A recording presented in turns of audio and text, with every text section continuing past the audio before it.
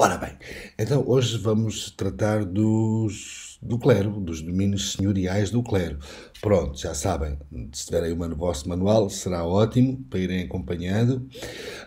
Em todo o caso, se não tiverem, vão buscar, põem o vídeo na pausa, já sabem como é, e depois quando tiver o livro aberto na página 135, vamos então começar aqui a falar um bocadinho sobre isto. Bem, então agora que à partida penso que já têm o vosso livro também convosco, e vão vendo também aqui, não é? Temos aqui a página 135, domínios senhoriais do clero. Ora bem, o clero, lembram-se, já falámos nos grupos sociais, eram todas as pessoas que estavam ligadas no fundo à igreja, à religião, não é? Que eram muito importantes na altura, e ainda hoje são, sem dúvida. E, além da nobreza, o clero também recebia terras do rei, não é? Eram territórios, terrenos, que o rei dava como também, pronto, como agradecimento também. Já se sabe que as pessoas, apesar de nós sermos cristãos, eles na altura levavam a coisa muito mais a sério, aquilo era muito importante para eles. O clero era um grupo social muito importante. E também vamos ver também porquê, também havia outros motivos. Ora bem, então lembram-se que quando o rei dava territórios aos nobres, esses territórios, esses terrenos chamavam-se honras. No caso do clero, aqui do clero, como vocês veem aqui no livro, estão a ver, eu estou lá a passar o rato, eram os cotos. Cotos era o território todo que o rei dava ao clero. Ora bem, e qual é que era, na altura, vimos que a casa do senhorio, na nobreza, o palácio onde ele morava, os campos cultivados, aqui, qual é que era o principal elemento do coto? Então vamos aqui atrás à página 135, aliás, mais uma vez lá vai o professor Paulo para os óculos, tem que ser, isto a idade não perdoa. Ora bem, então temos aqui o mosteiro, que até aumentei, mas aqui perdemos as legendas, é melhor ficarmos com o outro para vocês irem orientando. Ora bem, então o mosteiro era este prédio todo que vocês estão a ver aqui todo. Ora bem, a divisão mais importante do mosteiro era aqui a igreja. Na igreja é que se passa toda a atividade do clero, das pessoas, dos frades, dos monges. Ainda hoje existem. Na igreja se rezavam as missas, casamentos, funerais, pronto, batizados, pronto, todo como é hoje ainda, toda a atividade principal era na igreja. Depois tinha aqui, esta zona aqui é o claustro, vocês estão a ver aqui claustro. O claustro era um pátio interior, vocês estão a ver, rodeado de colunas à volta e de várias divisões à volta do claustro. Era porque ainda hoje há ordens religiosas destas monges ou frades ou freiras que vivem nestes mosteiros que não saem. Pronto, e então essa é uma forma de eles andarem também ao ar livre sem terem de sair do mosteiro. Depois tínhamos aqui o refeitório, onde eles estão a ver, onde eles tomavam as refeições, o dormitório onde eles dormiam. Aqui temos o scriptorium, isto é uma palavra que vem do latim, de escritório, não é? Nós damos escritório, scriptorium em latim, que era onde os monges liam e escreviam livros. Atenção, volto a lembrar que já tinha dito, eram os únicos que sabiam ler e escrever. Aliás, foram os primeiros professores, foram exatamente as pessoas do clero, os monges e os frades. E às vezes aqui, apesar de não estar aqui, mas vocês vão ver que no livro fala, tínhamos a albergaria. A albergaria, albergar quer dizer receber.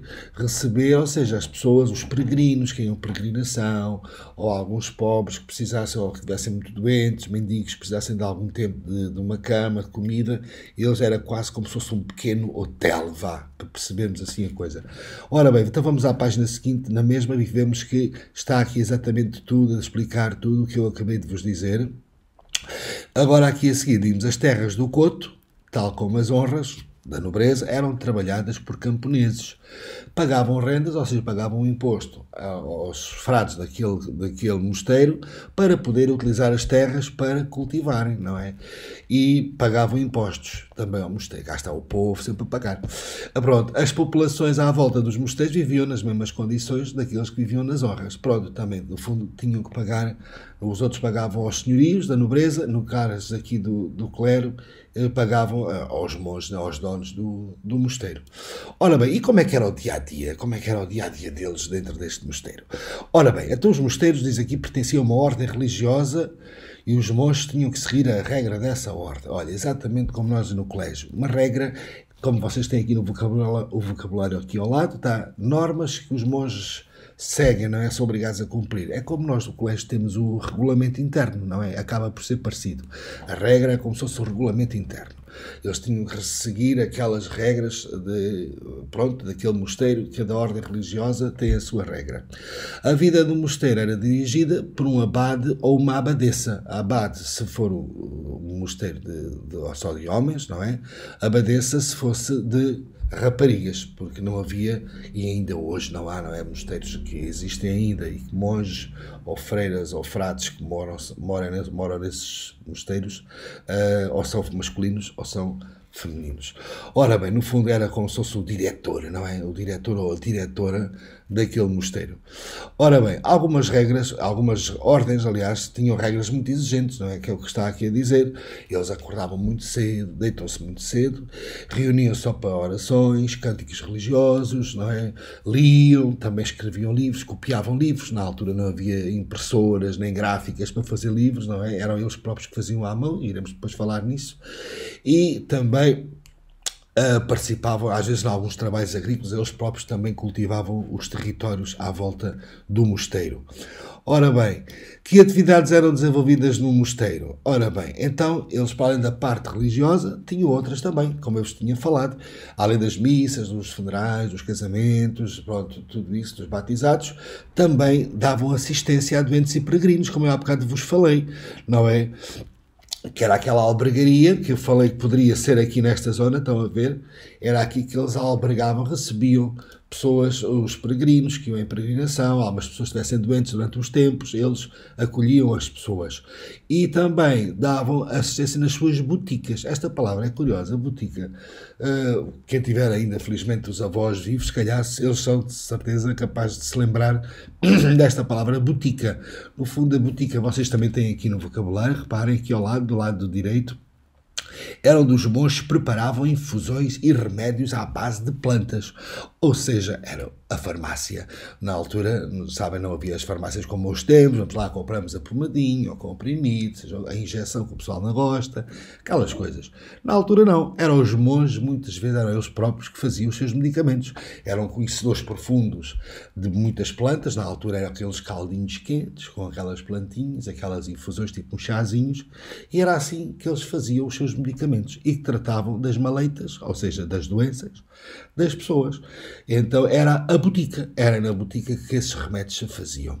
E depois temos aqui então os primeiros professores que eu já vos disse que foram eles, diz aqui, ensino e cultura. Eram os membros do clero que sabiam ler e escrever, porque nem toda a gente, até os reis mal sabiam ler e escrever, acho que sabiam assinar um nome. Pronto. E então nos mosteiros foram criadas as escolas para ensinar os filhos dos nobres, só os filhos dos nobres é que iam aprender a ler e a escrever. A biblioteca, o escritório, já viram, está aqui, nesta zona aqui, no sul, virada para sul, já vamos falar porquê. Foram criadas para exatamente ensinar as pessoas e eram deles que faziam os livros. Os monges copistas copiavam os livros. Estes é que copiavam à séria. Ora, vocês têm aqui o monge copista, a função deles era copiar os livros, porque faziam um livro e depois havia mais pessoas que queriam ler esse livro. Livros permitiu, como diz aí, que muitas obras anteriores a esta altura, por exemplo, da altura da Grécia, dos gregos, dos romanos, que já falámos dos romanos, que vieram cá invadir a Península Ibérica, eles descreveram obras muito importantes e graças a isso nós não perdemos, né, e temos conhecimento delas, porque depois foram passando de geração em geração. Ora bem, então, diz aqui no curioso, que a gente gosta muito, somos muito curiosos, né? O professor Paulo também é curioso, nas bibliotecas dos mosteiros, os novos livros copiados pelos monges copistas eram escritos em latim, não é? Até a palavra scriptório que há bocado vimos é em latim, decorados com iluminuras e feitos em pergaminho, pele de animais, ou seja, o papel, não havia papel como hoje temos, não é? Então muitas eram peles de animais esticadinhas, sequinhas, e depois eles escreviam nessas peles. Os monges copiavam cerca de 5 páginas por dia. Aquilo era muito devagarinho, não havia borrachas, a malta nem corretores, como vocês hoje têm, nem pensem. A malta tinha que ter muito cuidado, porque se enganasse a página ia toda para o lixo. Aquilo era feito muito devagarinho. Aliás, na net nós até podemos conseguir encontrar algumas imagens dos monges copistas, não é? Por acaso Podia já ter procurado, não procurei, mas pronto, temos aqui, olha, vamos aqui ver imagens, temos aí uns monges, lá estão, olha, eles a copiar os livros muito devagarinho, tem aqui, estão a ver, olha, esta também é gira, aliás, vocês depois em casa, depois de ver o vídeo, devem procurar e ver, sabem que temos sempre muita informação sobre isso. Eles estão a ver, este na casa está ali o livrinho, ele está aqui a copiar com uma caneta, aquelas penas eram penas de aves, aquilo era molhadinho lá numas tintas que eles faziam e escreviam muito devagarinho. E há bocado falou numa palavra curiosa que era as iluminuras. As iluminuras eram, no fundo, desenhos, pinturas que eles faziam nos próprios livros. Olha, por exemplo, temos aqui este livro, não é? Estão a ver a iluminura, não sei se consigo aumentar esta imagem, vamos experimentar. Por acaso não, mas pronto, vocês veem que as iluminuras eram estes desenhos bonitos que eles faziam, com muito cuidadinho, não é? Para enfeitar, no fundo, os próprios livros. Os livros não eram só palavrinhas, estão a ver à volta, aqui havia-se trabalhado todo. Ora bem, voltando aqui ao nosso livro, eu há bocado ainda fiquei, não me esqueci de vos explicar porque é que o escritório ou a biblioteca ficava sempre virada para sul. Sabem porquê? Ora bem, então eu digo-vos, porque virado para sul apanha mais horas de sol. Lembram-se que o ano passado estudámos, não é? Que o sol nasce a este e vai-se pôr a oeste. Ora bem, uma casa que esteja virada para sul, uma divisão, vai apanhar sol praticamente o dia inteiro, desde que o sol nasce até que o sol se vai pôr. Isso fazia com que essa divisão fosse mais quentinha, não fosse muito úmida. Ora bem, para quê? Para proteger os livros, para que os livros não se estragassem, porque vocês sabem que a umidade estraga o papel, não é? Vocês daqui a 10 anos, não é? Se tiver ainda o HGP em ação, que é o vosso manual, que se calhar a maioria não vai ter, mas se forem descobrir lá no baú, vão ver que as folhas estão todas amarelinhas, não é? E o que é isso passou muito tempo? Ora, neste caso, nem sequer era papel, eram peles de animais secas. Ora bem, aquilo, a umidade estragava os livros. Então, daí eles fazerem a biblioteca virada para sul e também não só.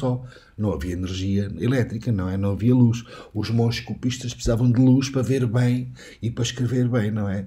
E então daí, lá está o monge copista, que também temos aqui as bibliotecas eram sempre viradas a sul por causa disso. Ora bem, eu espero que tenha sido claro.